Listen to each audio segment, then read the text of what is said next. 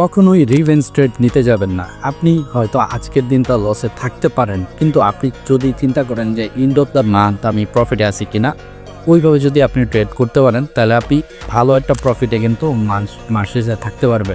But আপনারা একটা জিনিস ভুল করেন কি, আমাদের প্রতিদিনের টার্গেট যেটা থাকে ওইটা যখন ফিল হয়ে যায় তখন আমরা ট্রেড থামাইতে পারি না, এবং লস টার্গেটে যখন হিট করে তখনও আমরা থামতে পারি না।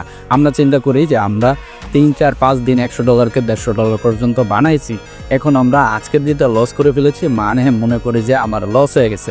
কিন্তু আপনি চিন্তা করেন যে এই টাকাটা আপনি আজকে যে ডলারটা লস করলেন এটি কিন্তু আপনার প্রফিটের টাকা ছিল, বাট আপনি এটা মানতেই পারেন না, রিভেঞ্জ ট্রেড করেন।